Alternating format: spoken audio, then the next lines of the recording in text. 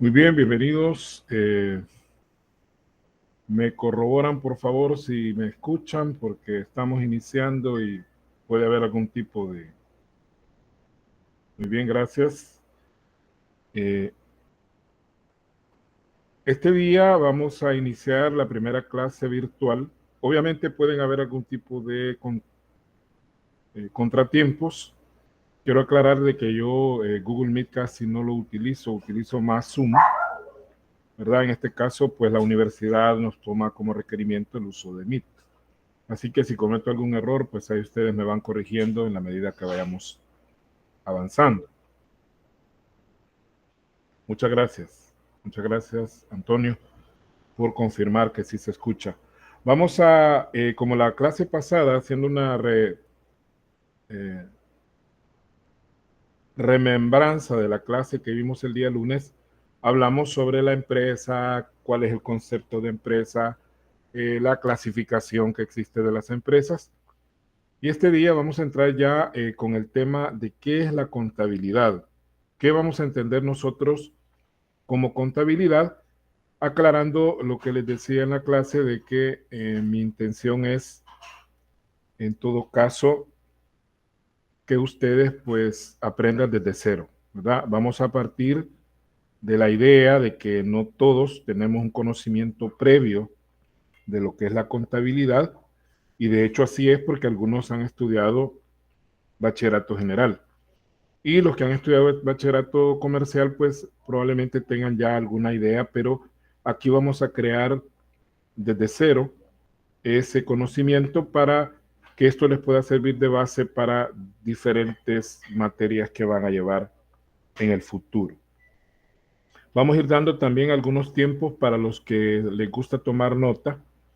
Si bien es cierto, yo voy a subir esta semana, yo voy a estar subiendo material de la semana los días domingos, que es el día que a mí me queda más tiempo para hacerlo, ¿verdad? De todas las materias que llevo, que son 3 materias que me ha dado la universidad, el día domingo yo estaría subiendo. Si yo tengo tiempo antes de ese día, yo lo puedo hacer antes, ¿no? Pero la fecha tope que yo me pongo es para día domingo. En ese día yo voy a estar subiendo las diapositivas. El video, acuérdense que el video en este caso, pues se procesa internamente en la plataforma de Meet y luego yo lo recibo en un correo. Quiero decirles que el video, para evitar que estemos cargando los equipos con archivos muy pesados, como el caso de un video que es un archivo muy pesado, lo vamos a hacer a través de YouTube. Yo voy a convertir el video y lo voy a subir a YouTube. Vamos a ver si no me da problema. Y yo les compartiría en la plataforma de CAT el enlace del video, ¿verdad? En este momento ya la clase está siendo grabada y por lo tanto ya está quedando registro ahí. Yo lo voy a subir en su momento a YouTube y les voy a compartir el enlace de la clase. ¿Qué es entonces la contabilidad? La contabilidad, dice ahí en la definición que tenemos en la pantalla, ahí hay un compañero que está pidiendo, Alejandra, perdón, que está pidiendo que si le podemos compartir el enlace. Así que si alguien le puede compartir el enlace al grupo, o sea, vuélvalo a mandar, aunque ahí está fijado, ¿verdad? También lo subí hoy en la tarde al CAT, ahí dice con clase virtual de contabilidad. Así dice en el CAT, para que puedan ingresar.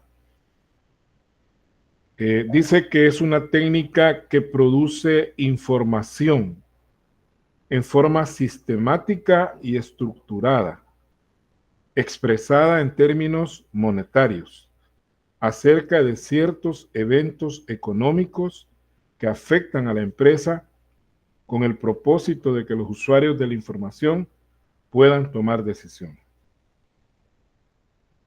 Repito, esta presentación yo la voy a compartir en formato PDF en el CAT, ¿verdad? Y también la voy a enviar al grupo de WhatsApp. Voy a estar mandando la información a ambas plataformas. Pero si alguien quiere tomar nota, pues ahí está el concepto. Este concepto no es muy nuevo, es un concepto que viene desde hace mucho tiempo y que yo lo he retomado porque me parece que es un concepto bastante apropiado sobre todo para estudiantes de Contabilidad 1, en la cual nosotros estamos empezando a familiarizarnos con esta asignatura. Entonces, este concepto implica una serie de cosas que nosotros vamos a ir explicando poco a poco, ¿verdad? Ahorita tenemos el concepto completo. Es una técnica que produce información en forma sistemática y estructurada, expresada en términos monetarios, acerca de ciertos eventos económicos que afectan a la empresa, con el propósito de que los usuarios de la información puedan tomar decisiones. Estaba pensando, jóvenes, de que al margen del concepto que tenemos ahí en la pizarra, en la pantalla, de que quizás los domingos quizás voy a ir haciendo lo siguiente. Voy a ir subiendo el material, en este caso, de la semana que ya transcurre, que es esta,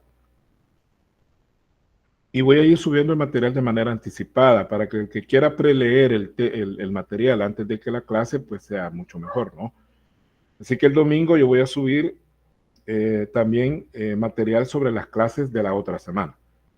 De esa manera usted puede ya cuando llegue el lunes a la clase ya tener, porque es importante que tengamos, creo yo, el material antes de la clase. De esa manera, pues podemos ir tomando apuntes previos y no llegamos tan como a cero, ¿no? Al momento de la clase. También hay que aclarar de que ahí tenemos el chat, ¿verdad? Tenemos el chat ahí para los que quieran comentar o preguntar algo que no esté quedando claro, porque ahorita probablemente no van a haber muchas preguntas, o quizás sí. Ya en la parte práctica, cuando entremos a hacer parte práctica, pues creo que va a haber más preguntas, ¿no?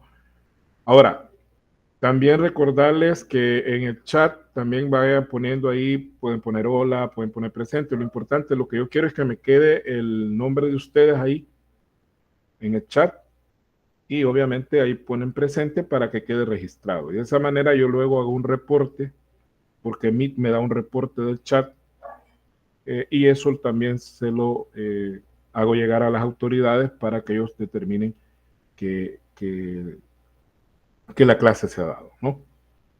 Pero este concepto hay que desglosarlo, ¿no?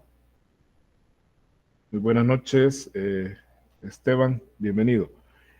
Vamos a irlo desglosando, jóvenes, poco a poco, ¿verdad? Entonces, primero dice que la contabilidad es una técnica. Esa palabra, técnica, ¿qué vamos a entender por técnica? Nosotros sabemos que hay ciencia y tecnología, ¿verdad? Entonces, la ciencia, la característica de la ciencia es que la ciencia está abierta a investigación, a innovación, a cosas nuevas que antes probablemente creíamos y que ahora ya se dan por descartadas, como por ejemplo Plutón, que ya no se considera como un planeta, ¿no? Nosotros, cuando estudié yo esos temas de los planetas, yo sabía que Plutón era planeta, pero ahora resulta que no lo es.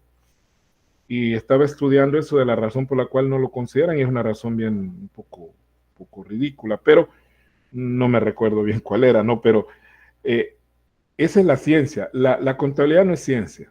Hay que aclararlo desde el principio, no es ciencia, es una técnica. ¿Por qué? Porque la contabilidad, como dice ahí la lámina, es una especialidad totalmente desarrollada, ya que sus mecanismos están claramente definidos, es decir, que a diferencia de una ciencia, no está sujeta a nuevos descubrimientos o principios. Básicamente, la contabilidad ha sido la misma desde que se inventó hace 400 o casi 500 años, porque hay que aclarar que la contabilidad fue no descubierta, porque no es algo natural, la contabilidad es algo creado por el hombre, y se le atribuye a un fraile. Eso hasta puede ser mentira, ¿no? Porque nadie nos puede asegurar que eso así fue. Pero Lucas Pacioli, que fue un fraile franciscano italiano, que diseñó el principio de la partida doble, y a partir de ahí, del principio de la partida doble, que es un tema que vamos a ver más adelante, que quizás la base de toda la materia, que es la base para elaborar las partidas de diario, este señor pues se inventó ese sistema de doble entrada, donde hay cargos, hay abonos, Entonces, a partir de ahí ya se puede hablar de contabilidad. Y aunque hay normas nuevas de contabilidad, pero no están orientadas al mecanismo propiamente de la contabilidad, el cargo y el abono siempre va a ser igual. Siempre las reglas de cargo y abono son las mismas que han sido desde siempre, ¿no? Entonces, por eso se dice que la contabilidad ya no es una ciencia, es una técnica porque ya todo está previamente establecido. No hay nada nuevo que inventar en contabilidad más que las formas en que hacemos las cosas, pero no así el espíritu o la esencia de cómo las cosas se hacen en contabilidad siempre han sido así. Por eso se dice que es una técnica y por lo tanto cualquier persona que se dedique a esta especialidad es un técnico, ¿no? Eso dice primero la definición. Volvamos a la definición. Es una técnica, pero ¿qué hace esa técnica? Produce información. Produce información.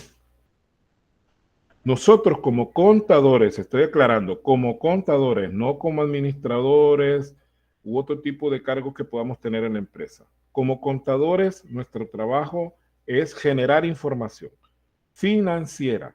Nosotros reportamos información financiera. Nosotros le decimos al administrador cuánto vendimos, cuánto compramos, cuánto debemos, cuánto nos deben, cuánta maquinaria tenemos, cuánto son nuestros gastos, cuántos salarios pagamos, cuánto le debemos al banco. O sea, esa es la información que nosotros vamos a estar reportando constantemente a diferentes personas. En el tema siguiente vamos a hablar de esas personas que se les llama usuarios de esa información. ¿Quiénes son los interesados en que nosotros les brindemos esa información? No es nuestro trabajo como contadores efectuar un análisis de esa información o interpretarla, lo cual no significa que nosotros no podamos manejar esas técnicas de análisis y de interpretación. Aclaro eso. Yo como contador, yo conozco análisis de estados financieros, ¿verdad? Es parte de mi formación y sería pecado que yo como contador público desconociera, por ejemplo, las razones financieras, razones de liquidez, razones de endeudamiento, razones de actividad, la prueba del ácido, que son cosas que ustedes van a ver en esa materia más adelante, no tanto los de contaduría como los de administración. No así los de mercadeo, ya esas materias no son para los de mercadeo, pero sí los de administración y los de contaduría en algún momento van a llevar esas materias. Pero cuando nosotros estamos actuando como contadores, no es nuestra responsabilidad analizar ni interpretar ningún tipo de información, sino más bien generarla y generarla de manera correcta, porque ese es el otro problema. Nosotros podemos estar generando información, pero esa información puede estar falseada. No porque nosotros querramos mentir, que nosotros querramos falsearla, aunque puede darse el caso. Una persona puede falsear información con un afán de obtener algún beneficio. Pero a veces no se trata de eso, se trata de que nuestra propia incapacidad o negligencia nos hace generar información equivocada. Y eso hay que tener cuidado, es una gran responsabilidad, porque si nosotros, imagínense que nosotros somos los contadores de una empresa y por nuestra misma negligencia le estamos diciendo al dueño que está ganando tantos millones y a la hora de hacer bien las cuentas no, ni siquiera está ganando, sino que está perdiendo, entonces ahí estaríamos cometiendo un error que llevaría probablemente a la empresa a quebrar, pues, o a tener que cerrar operaciones por no haberse dado cuenta a tiempo de que estaban perdiendo. Entonces es bien importante que esa información se genere de manera correcta. Ahora, ¿cómo se genera esa información? ¿Cuál es la forma en que se genera esa información? Primero dice que es de manera sistemática. Estamos retomando los elementos de la definición. Vuelvo a la definición. Es una técnica que produce información en forma sistemática. ¿Qué significa sistemática? Claro, cuando oímos la palabra sistemática, se nos imagina un sistema, ¿no? Pero en realidad la palabra sistemática tiene que ver, como dice ahí la lámina, la información generada a través de la contabilidad se procesa por medio de la aplicación de procedimientos previamente definidos y que son de aplicación convencional y aceptada. Es decir, que la manera en que yo voy a procesar la información ya está establecida, ya lo dijimos desde el principio, pero hay manuales, pues hay normas que nosotros aplicamos para poder procesar la información. Y esos procedimientos, esas normas que nosotros aplicamos, son de aplicación convencional. Convencional quiere decir que estamos de acuerdo, un grupo de personas, en este caso los contadores, de hacerlo así. ¿Verdad? Y por lo tanto es aceptada por todos esos miembros de esa comunidad. En este caso, y por ahí creo que va a ir la tarea número 1, ¿verdad? Tomen nota, aunque yo voy a mandar una guía de esa tarea número 1, que va a ser sobre precisamente las normas internacionales para información financiera, o conocidas como NIF, y nos vamos a centrar en un tipo de esas que son las NIF para pymes, y yo les voy a dejar una tarea que va a valer el 20% del registro sobre esas normas de información financiera, normas internacionales, un análisis de algunas de esas normas para que usted pueda ya irse familiarizando con ellas. Por ahí va a ir la tarea, que creo que el domingo ya va a estar lista para poder subirla, ¿verdad? Para que usted empiece a rebuscarse.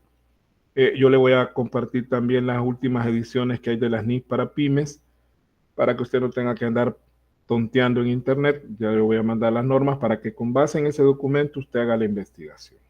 Lo que yo quiero es que se familiaricen con algunos conceptos, que de hecho algunos de esos conceptos los vamos a ver en clase, ¿verdad? Pero no está de más que usted también los investigue. Entonces, es sistemática porque ya hay métodos, ya hay procedimientos, y esos procedimientos están normados internacionalmente, ¿no? Y nacionalmente, obviamente, si se aplican a nivel internacional, también se aplican a nivel nacional, y no hay que olvidar que también hay una parte legal que nos obliga, ¿verdad? Tenemos una parte legal donde hay procedimientos que también ya están establecidos, están las leyes mercantiles, como el Código de Comercio, que por ahí lo vamos en algún momento a referenciar, y las leyes tributarias, como el Código Tributario, la ley de impuestos sobre la renta, la ley del IVA, y algunas otras leyes tributarias que existen también. Ahora, también nos dice que es estructurada. ¿Qué significa estructurada?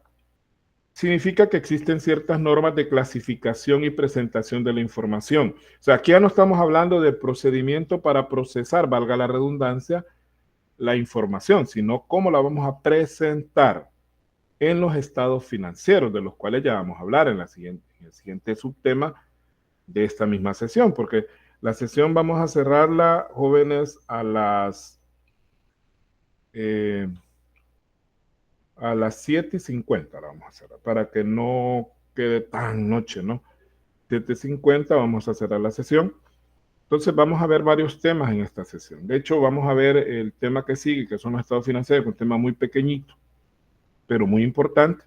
Y luego le vamos a, como decía mi abuelo, le vamos a dar mecha a la primera parte de lo que es el balance general o estado de situación financiera. Vamos a empezar a hablar de eso en esta sesión. Yo les explicaba el lunes de que la primera parte de la materia es así, ¿verdad? Hay mucha teoría, pero ya cuando veamos el balance y toda la parte teórica, que es bastante larga, entraríamos ya a ejercicios prácticos sobre el balance general. Y ahí ya la materia pues agarra otro ritmo, otro sabor, pero igual también requiere un poquito más de atención de parte suya para no cometer errores.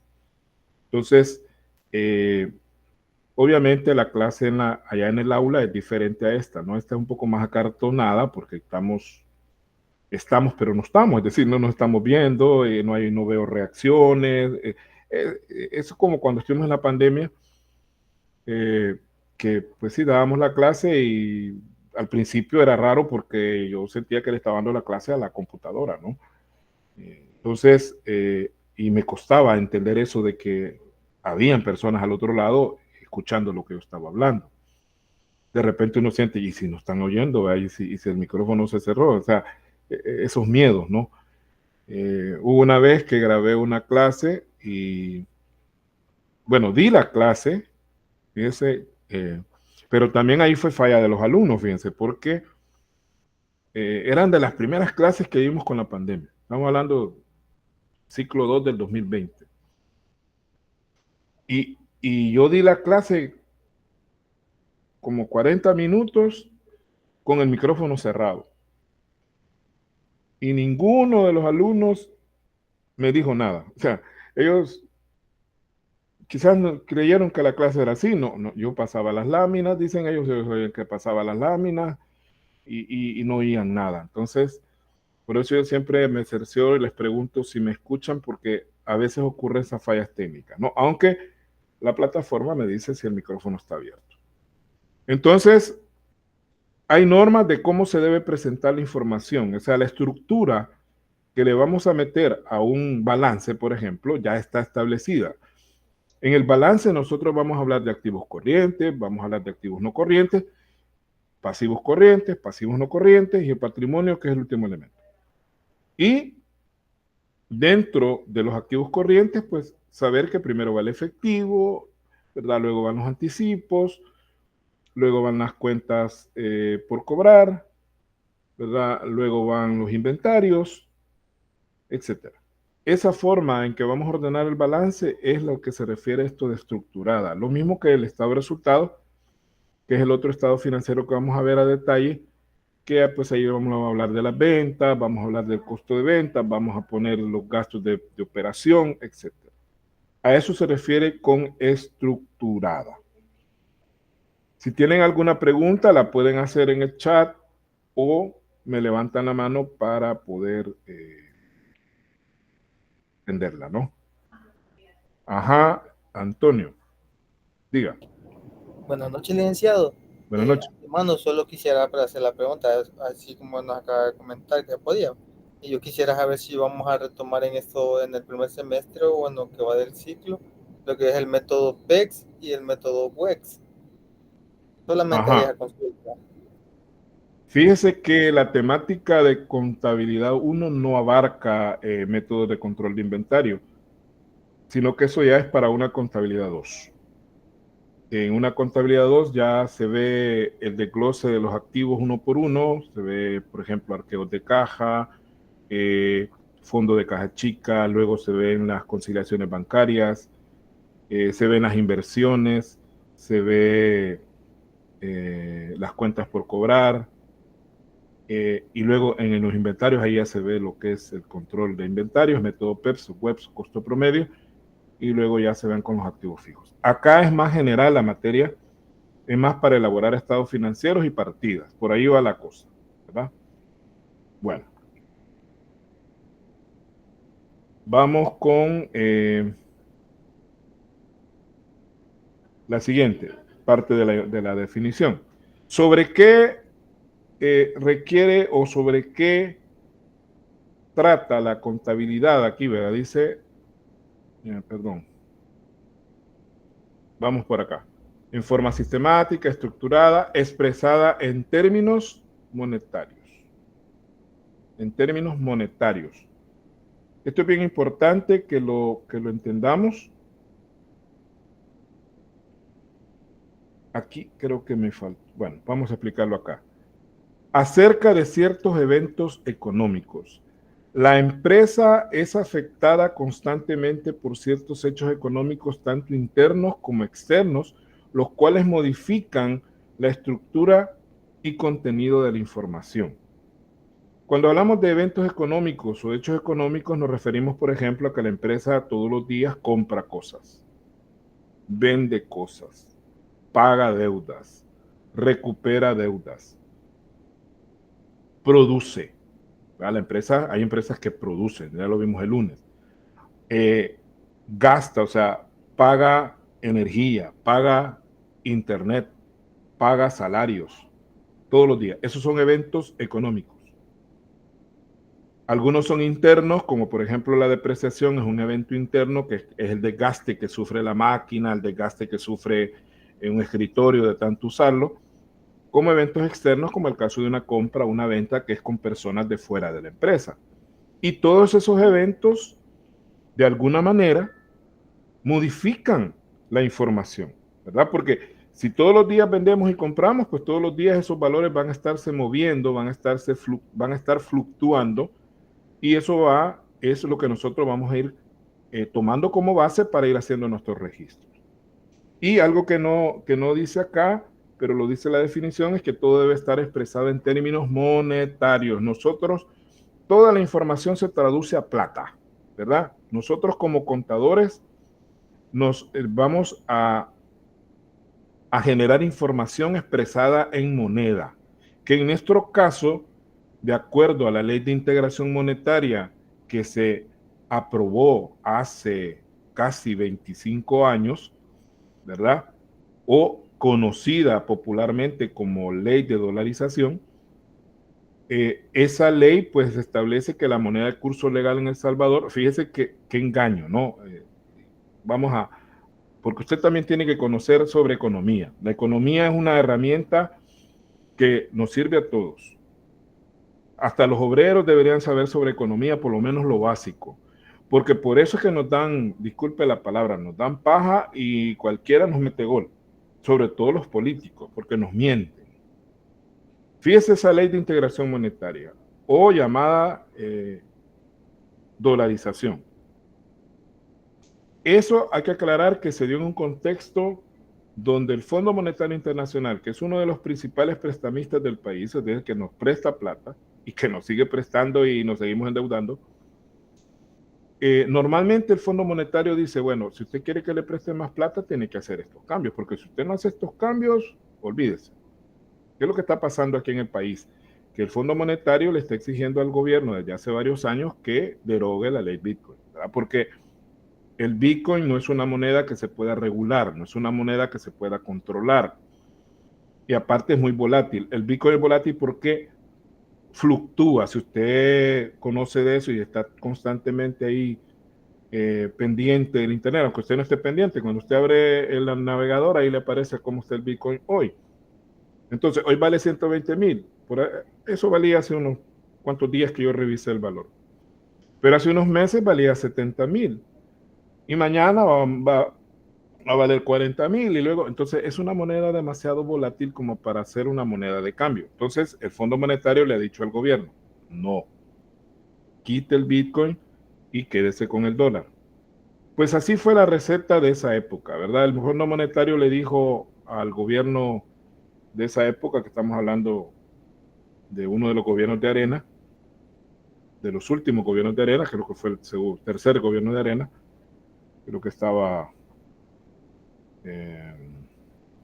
Francisco Flores, creo que estaba, no sé, sí, Francisco Flores, porque luego vino Tony Saca, que fue el último.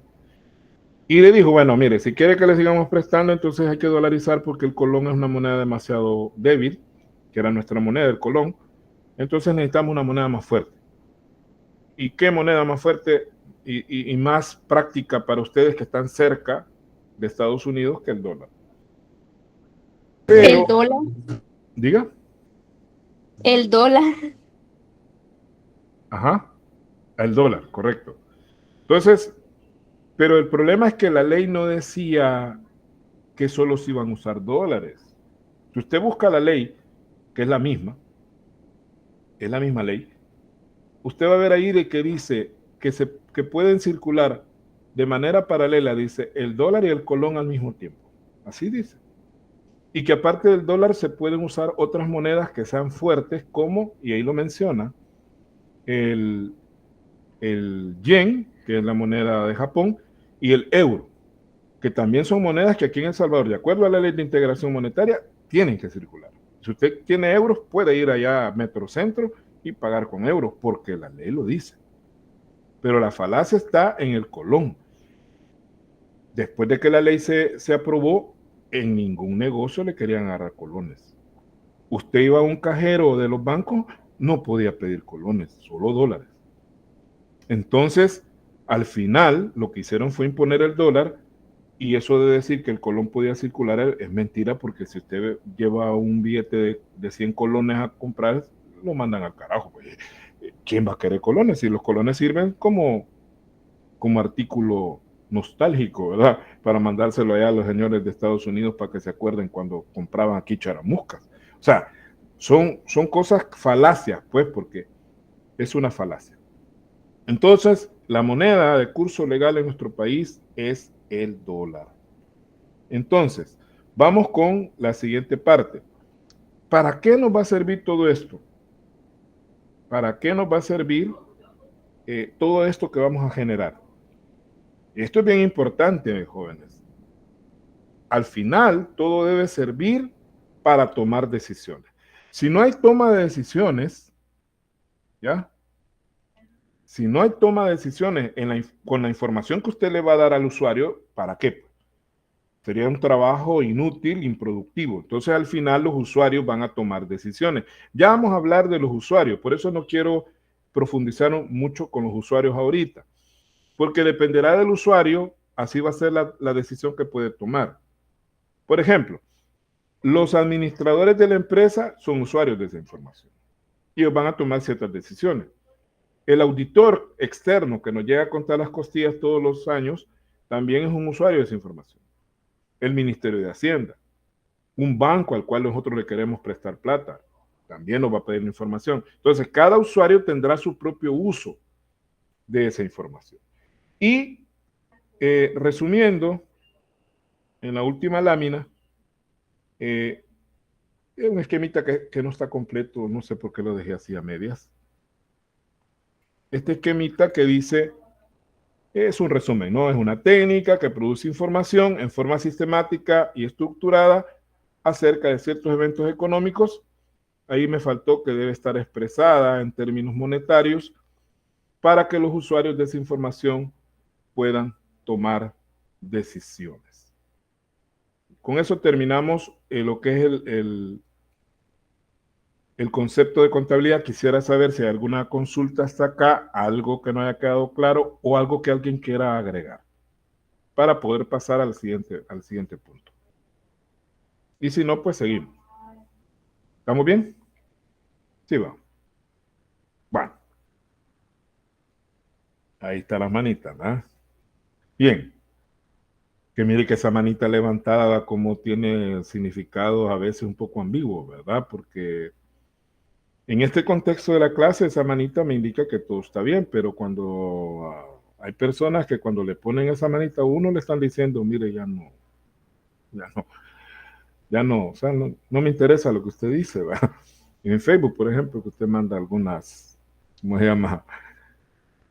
Saludos a gente así, que uno en Facebook tiene amigos que ni conoce uno, nunca los ha visto, pues son amigos de uno en Facebook, porque ahí dice, sois amigos en Facebook. Pero usted le escribe ahí una hipótesis, hola, ya le pone la manita arriba, quiere decir, ya no me siga molestando, ¿verdad? Y hay que entender el mensaje. Pero le digo que la manita tiene algunas consideraciones ambiguas. Vamos con el otro tema, jóvenes. Permítanme, lo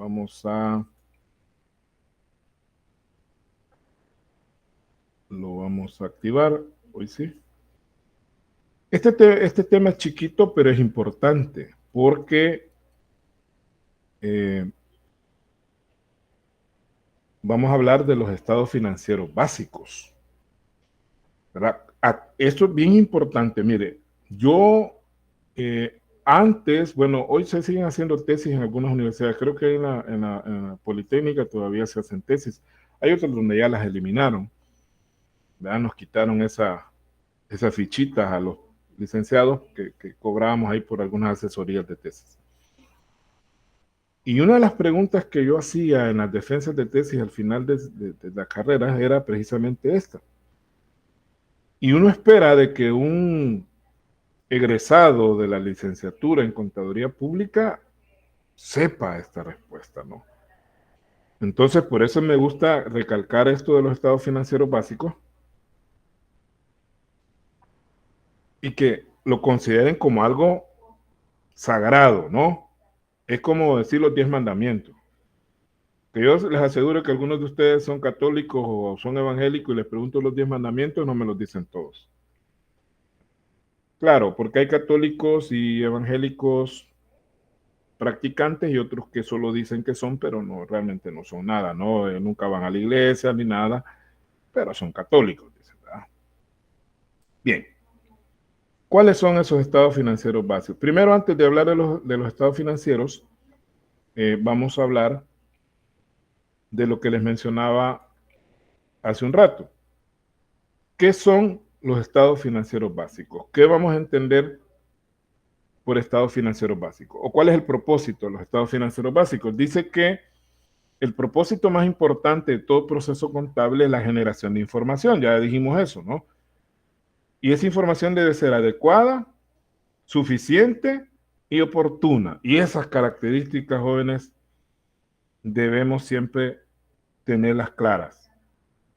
La información debe ser adecuada. ¿Qué significa adecuada? Que sea acorde a lo que yo realmente quiero informar, ¿verdad? Adecuado, o sea, que tenga calidad de esa información, que me sirva de algo. Pero aparte de adecuada, tiene que ser suficiente. Suficiente quiere decir que la cantidad de información debe ser lo que yo necesito, porque si me dan una pizca de información y no me dan toda la información que yo necesito, tampoco me sirve, aunque sea adecuada, ¿no? Y debe ser oportuna. Es decir, la información se debe generar cuando yo la necesito. Yo no le voy a llegar a decir al gerente, fíjese que hace 5 años ya estábamos quebrados y hasta ahorita nos venimos dando cuenta. Así ocurre en algunas empresas, aunque parezca chiste, pero hay empresas que la contabilidad la llevan atrasadísima. De acuerdo con la ley, lo más que usted puede llevar atrasada la contabilidad son 2 meses. O sea, 2 meses lo más, porque la contabilidad no se puede llevar al día. Es imposible, porque usted tendría que estar registrando lo de hoy mismo en la noche. O sea, todo lo que vendió hoy, todo lo que pagó hoy, imagínese un montón de transacciones y tendría que hacerlo hoy mismo en la noche para que mañana ya amaneciera listo para registrar lo de ese día. Y eso es bien difícil hacerlo. Entonces, la ley me da 2 meses. Y hay empresas que le dicen, fíjese que llevamos 5 años de atraso a la contabilidad. O sea, esa es negligencia, ¿no? A veces se debe a que no renunció el contador, no lograron contratar otro y eso quedó tirado ahí un montón de años.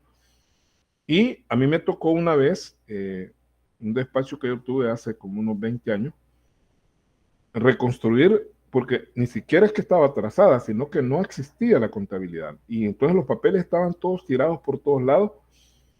Tuve que llevar un equipo de estudiantes, por cierto, de la Universidad Pedagógica, ahí trabajaba yo en esa época, para que me ayudaran a recolectar todo ese montón de papeles chucos y empezar a ordenarlos por fechas, por tipo de documento. Les digo que fue un trabajo muy arduo y al final pues no nos querían pagar lo que era, ¿no? Entonces, la información debe ser adecuada, suficiente y oportuna.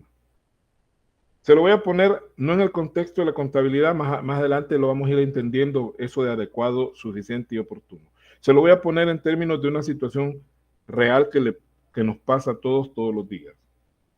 Todos los días, en algún momento, sobre todo en esta época, así como está ahorita el clima, nos da sed. ¿Ya? Y usted para calmar su sed necesita, digamos que agua, ¿no? Aunque algunos la quitan con otras cosas. El agua es sin sabor, pero hay otras cosas amargas y más dulces, no sé, cada quien, ¿no? Entonces, si usted necesita agua adecuada, si yo le llevo un vaso con agua toda turbia, toda verde, no es adecuada, ¿verdad? Porque se puede enfermar si se la toma. ¿Estamos? Entonces, el agua tiene que ser clarita, ¿verdad? Por lo menos que me engañe a mí que no está contaminada, aunque sí lo sé, parece limpia, ¿no? Digamos que el agua está limpia, pero le llevo así, disculpe la expresión, un culito de un vaso. No es suficiente, ¿ya? Es adecuada porque es agua buena, pero no es suficiente porque le estoy dando muy poquito. Y si yo le pido el agua a las 3 de la tarde y usted me la lleva como a las 6 de la tarde, ya no fue oportuna. O sea, el agua ya me llegó cuando ya no la necesito o probablemente ya me morí de sed.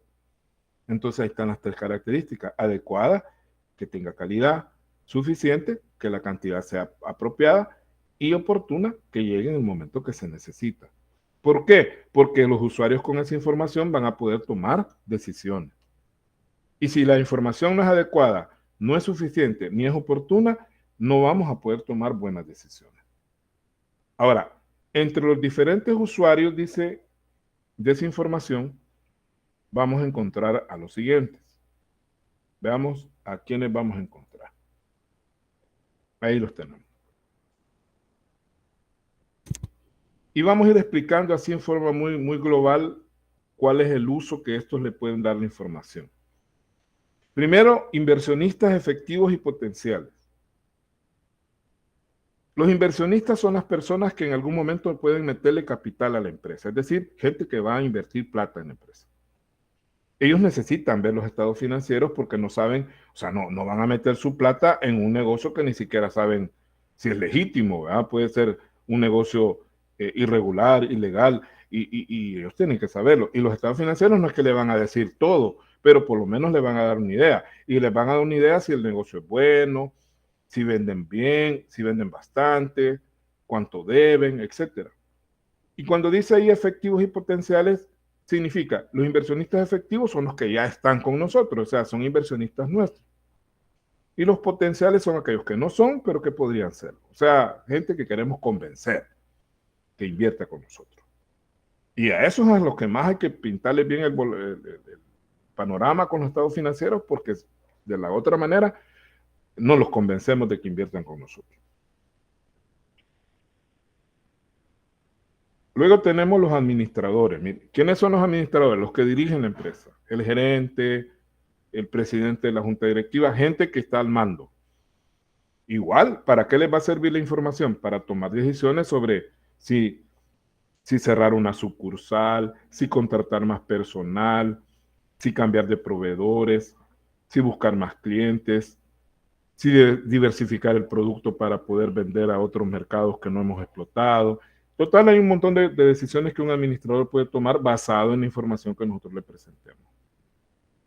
El auditor, que es el que nos cuenta las costillas, ¿verdad? Él para saber si la información es correcta o no, y para hueler por ahí si no hay alguna cosa podrida, ¿verdad? El auditor también tiene que estar con las antenitas puestas porque tiene que verificar si no se está cometiendo algún tipo de ilegalidad o cuestiones fraudulentas, es decir, que estemos falseando información o que se estén robando el piso.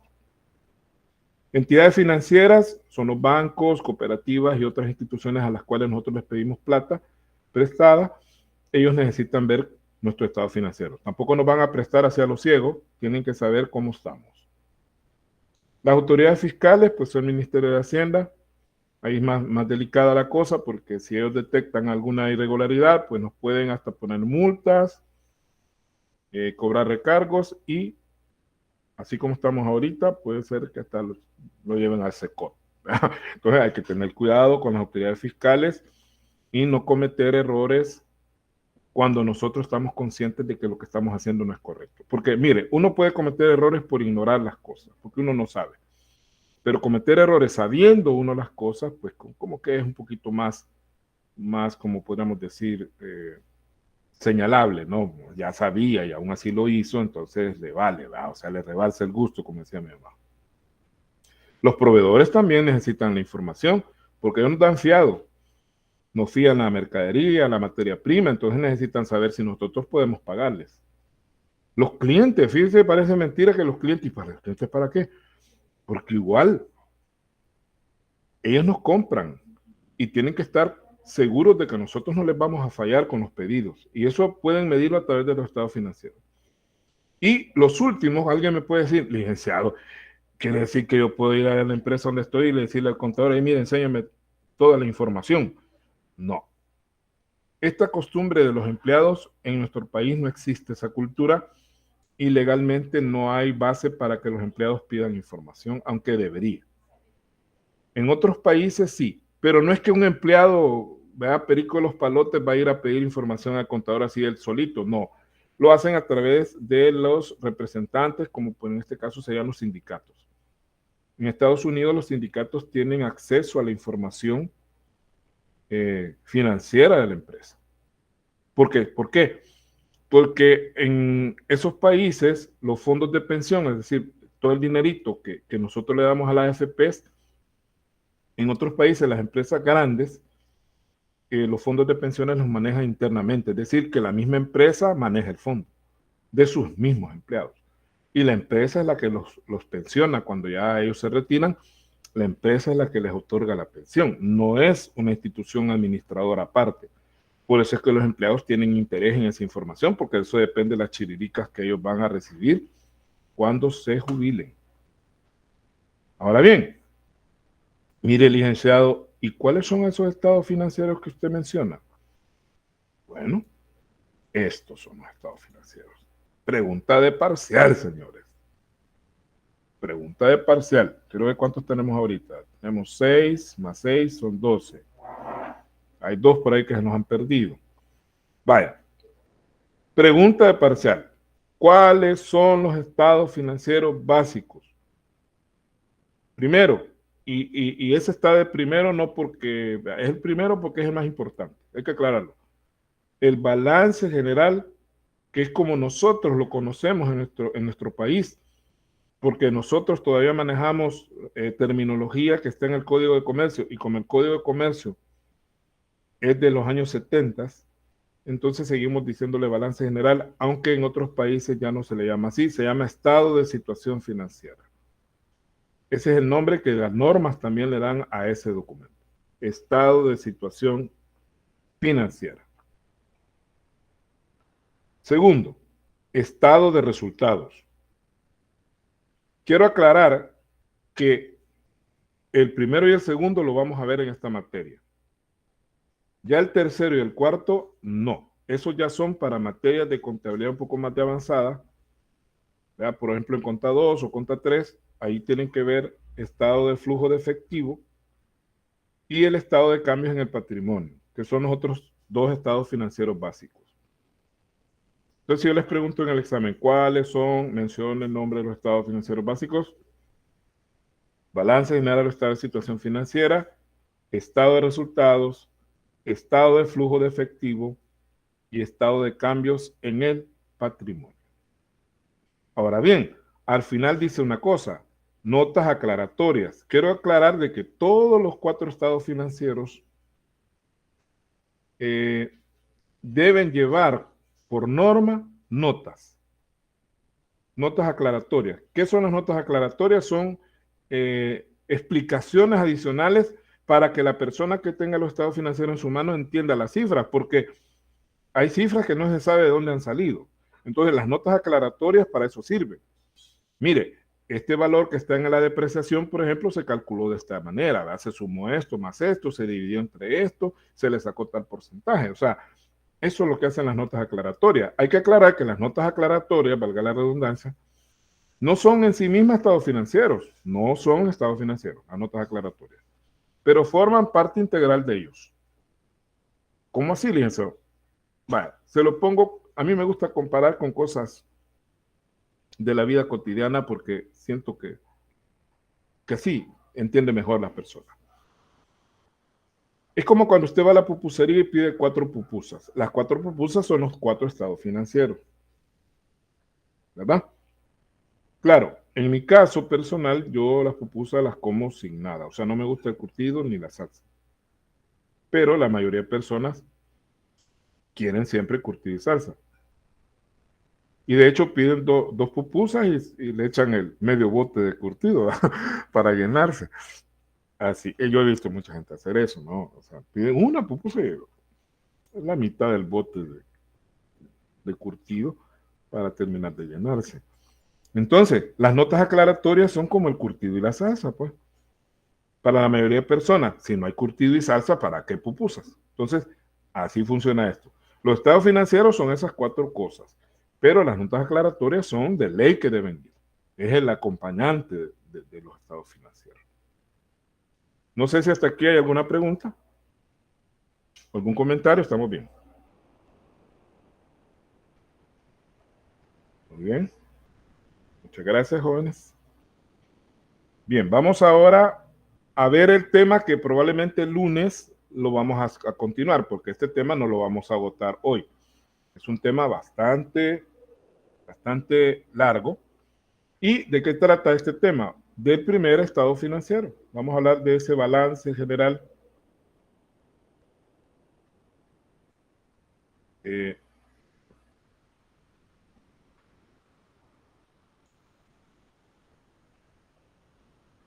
Vamos a compartir la ventana.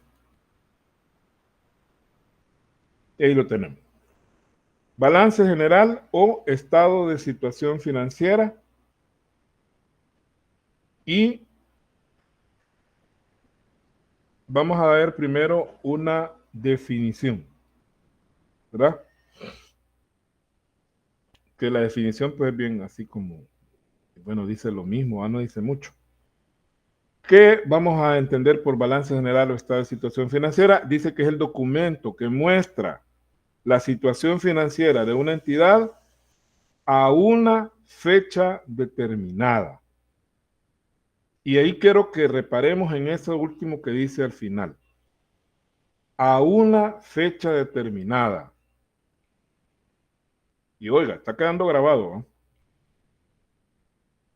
El balance general es el único documento, el único estado financiero que se hace a una sola fecha. Es el único. De ahí los otros tres se hacen por periodo. Cuando veamos un balance, el balance general siempre dice balance general al 31 de diciembre de 2024, por ejemplo. Al 31 de diciembre de 2024. ¿Por qué razón se hace una sola fecha? No lo voy a explicar hoy.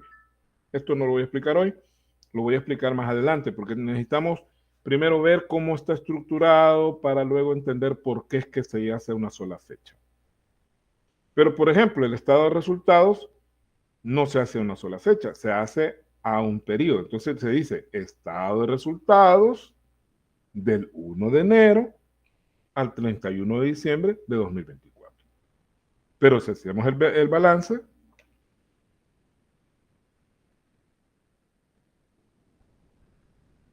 bien, ahí nos hace una pregunta de periodo fiscal y tributario.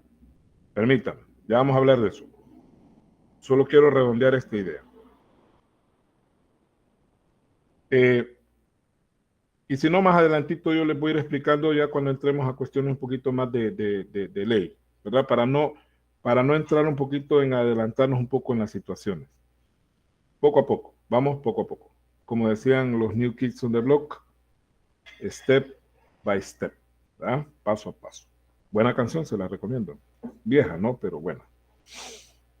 Entonces, cuando usted haga balances, recuerde, va a llevar una sola fecha.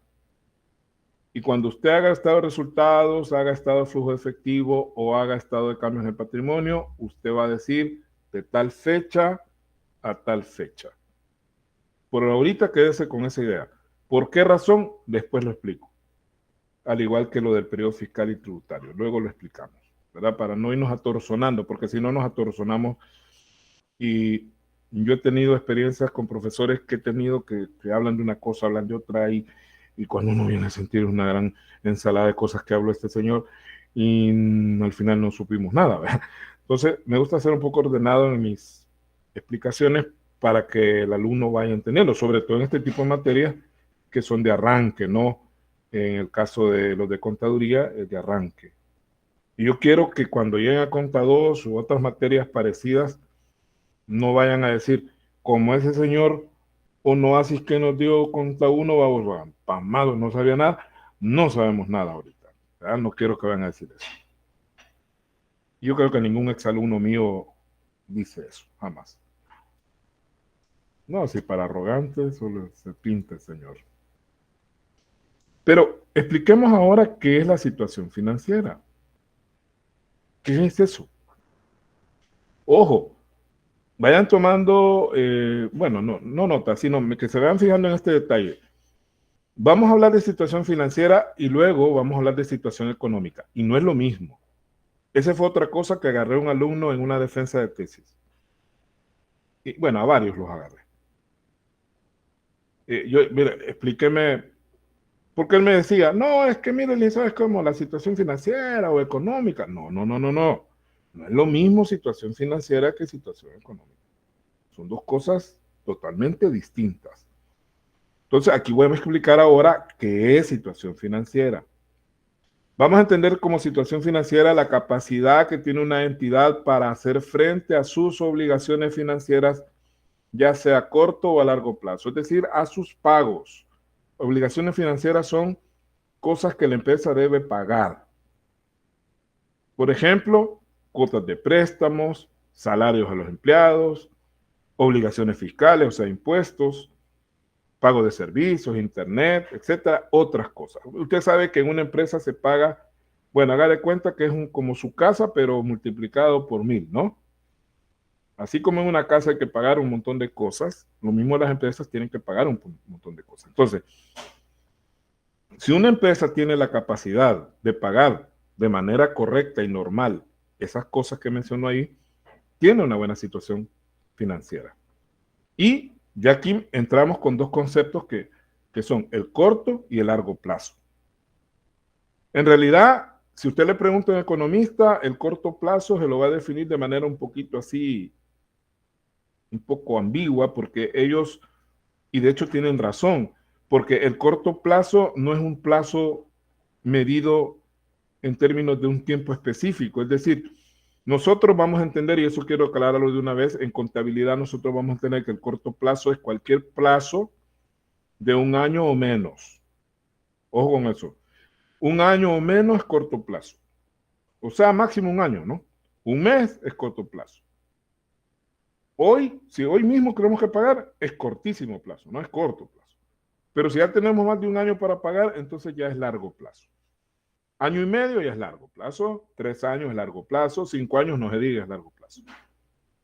Entonces, si la empresa tiene la capacidad de hacer frente a esas obligaciones, ya sean a corto o a largo plazo, se dice que tiene una buena situación financiera.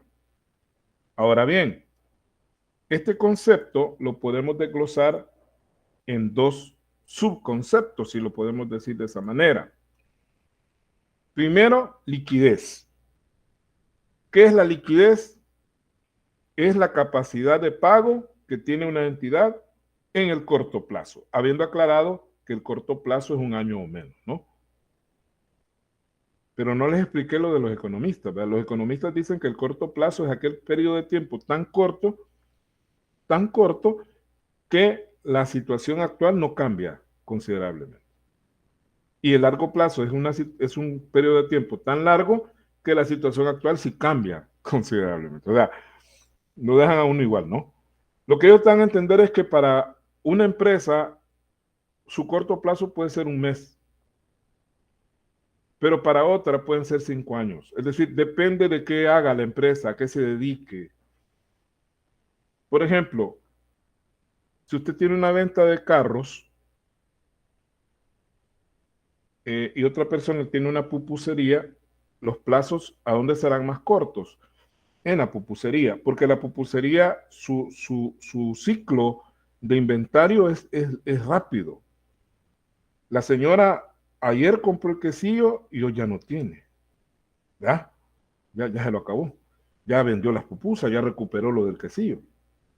Pero el del carro no, compra un carro hoy y ahí lo tiene, va. Y pasó 6 meses, 8 meses y no lo ha logrado vender. Entonces los plazos se estiran en ese caso. Por eso el corto plazo y el largo plazo es relativo, ¿no? Depende de a qué me dedique.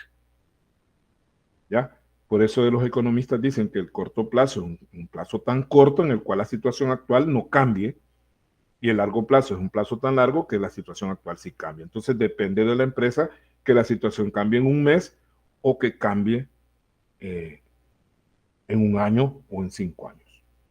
Pero aquí vamos a manejar lo convencional, que es un año menos corto y más de un año largo. Entonces, significa que la empresa tiene la capacidad para cubrir sus obligaciones más urgentes. Entonces, cuando yo diga, mire, esta empresa tiene liquidez, significa que puede pagar ya. Hay plata suficiente para pagar, ¿no? Esa es la liquidez.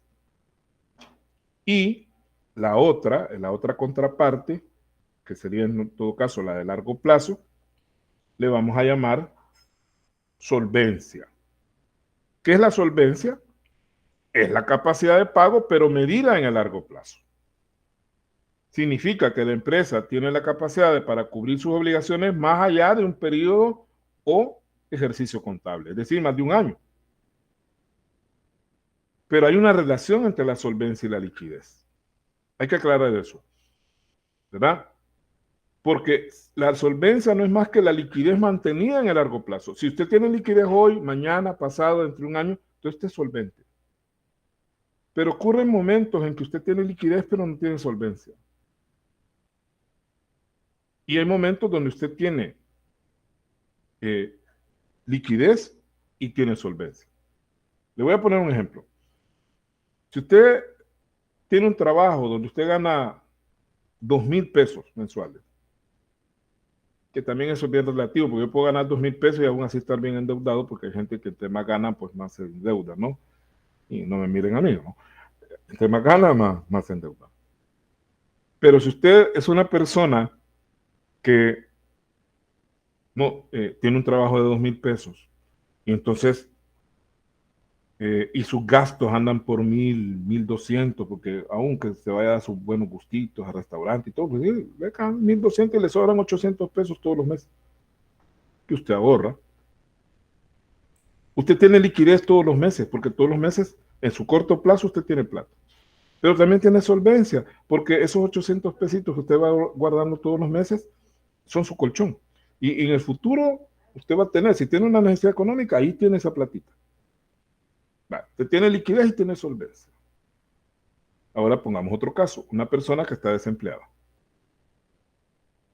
Y de repente, un familiar de Estados Unidos le mandó a regalar 600 pesos.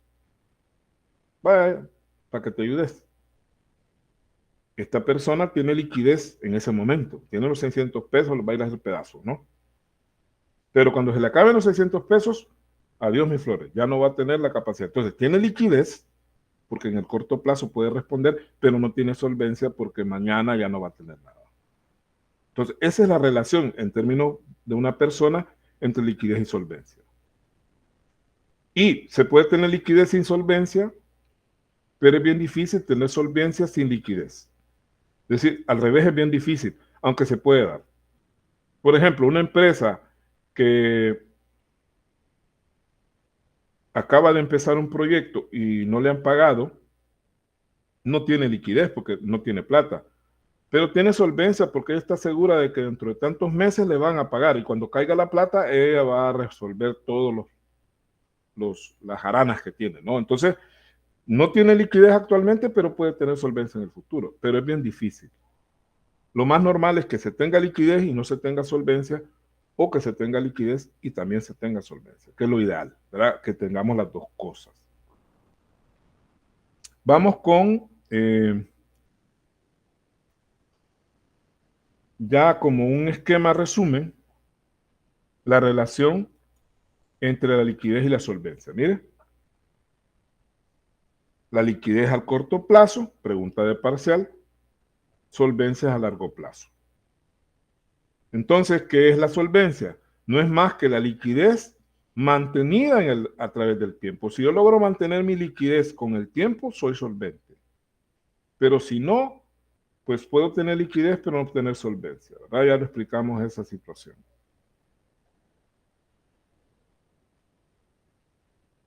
Bien. Vamos con... permítame.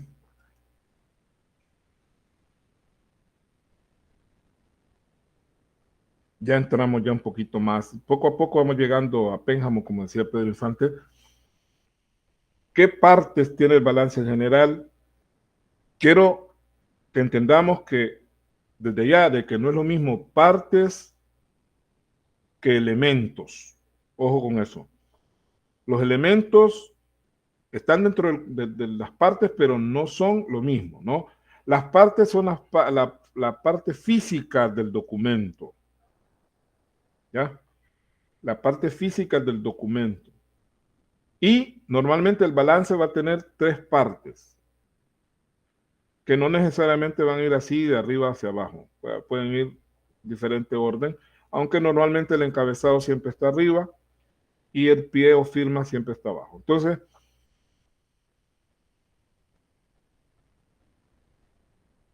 si yo le pregunto cuáles son las partes del balance, son encabezado, cuerpo y pie o firmas, también se le puede llamar. ¿Qué lleva el encabezado? Fíjense bien. Y todo documento que se genere en una empresa debe llevar primero el nombre de la entidad o nombre de la empresa. Eso es lo primero que debe llevar. Empresa El Chicote, S.A. Entonces te pone primero el nombre de la empresa. Luego, la denominación. Cuando dice denominación es el nombre del documento, que se llama balance general. Y a la par de eso, la fecha. Entonces, repitiendo. Bueno, se me olvidó el nombre que les había dado. El precio chunguito. O sea, y luego abajo, balance general al 31 de diciembre de 2024. Normalmente los balances generales se hacen a esa fecha, a la última fecha del año, ¿verdad? Legalmente hablando, así es. Ah, el chicote, perdón. Chunguito de después, bueno. El chicote. Vale. Primero el nombre de la empresa, luego balance general a tal fecha. Luego la expresión de la moneda. Es bien importante especificar en qué moneda está hecho el balance. En dólares, en nuestro caso ponemos dólares de Estados Unidos. No es correcto poner dólares americanos, no existen los dólares americanos. Mire, licenciado, ¿y por qué se pone de Estados Unidos? Ya sabemos que el dólar es la moneda de Estados Unidos. Sí, pero el dólar, al igual que el peso, es una moneda común en los países anglosajones y, por ejemplo, en Canadá hay dólares canadienses, que no son los mismos dólares de Estados Unidos. En Bahamas hay dólares también, dólares bahameños, digamos. Lo mismo que el peso. El peso, hay peso mexicano, peso colombiano, peso argentino, peso cubano, y es peso. Entonces, por eso hay que ponerle ahí, en ese caso, dólares de Estados Unidos. Esto lo vamos a ver mejor cuando veamos el primer ejemplo. Ahí vamos a ir viendo todos esos detalles. Y el cuarto, que es nivel de precisión, jóvenes.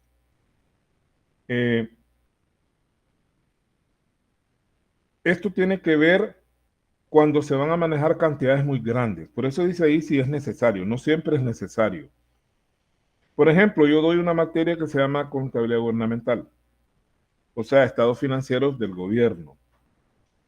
Cuando se hace el consolidado de todo el sector público, estamos hablando de cifras que pueden andar por los miles de millones de dólares. Si usted escribe esa cantidad, lamentablemente no tengo ahorita cómo poner con una tableta gráfica. Vamos a ver si para la próxima clase adaptamos la tableta para poder escribir. Imagínense que son 1.000 millones de dólares. Si usted escribe esa cantidad así completa, es 1 con 9 ceros, ¿verdad? 1, 3 ceros de 1.000 y 6 ceros más para los millones. O sea, 1 seguido de 9 ceros. Entonces, el balance se vuelve un poco antiestético porque esos números demasiado grandotes, las columnas tendrían que ser muy anchas y no se ve bien. Entonces, para evitar ese problema, se usan niveles de precisión. Entonces decimos, expresado en millones de dólares. Entonces, si está expresado en millones, ya no va a poner usted el 1 con los 9 ceros, sino que va a poner 1.000 y la persona va a entender que ahí le faltan los 6 ceros de millones, entonces son 1.000 millones. Ese es el nivel de precisión, cuando se manejan cantidades muy grandes. Y se junta con la expresión de la moneda, es decir, se pone el nivel de precisión junto con la moneda. Luego viene el cuerpo, ahí vienen los elementos del balance, esos sí son elementos, el activo, el pasivo y el patrimonio. Esta diapositiva es un poco viejita, quiero aclarar que normativamente ya no se le llama patrimonio neto, solo se llama patrimonio, ¿no? Así que si lo van a copiar, cópienlo como patrimonio nada más, porque ya normativamente ya no se le pone la palabra neto. En su momento les voy a explicar por qué. Y por último, viene el pie, o sea, lo que va en la base del documento, que son las firmas de 3 personas. El propietario, que es el dueño, o en su caso el representante legal cuando es una sociedad. Cuando es una sociedad, como vimos en la clase del lunes, los comerciantes sociales usan representantes legales. Y los propietarios son cuando son individuales. Recuerden, es un solo propietario. El auditor externo y el contador, que es el que hizo el balance, ¿no? Esas 3 personas siempre tienen que firmar en la base del balance para que tenga validez con sus respectivos sellos. Bien, jóvenes, vamos a quedarnos por ahí. Yo creo que hemos avanzado bastante. El lunes continuaríamos con este mismo tema, ya desarrollando lo que es el activo, lo que es el pasivo, lo que es el patrimonio, para luego ver un ejemplo práctico. Les agradezco mucho su atención. Para mí ha sido un placer y quiero que pasen feliz noche y nos vemos el día lunes. Muchas gracias por su atención. Cuídense. Muchas gracias, licenciado. Feliz noche. Bueno, Feliz noche. Feliz noche, licenciado. gracias igual.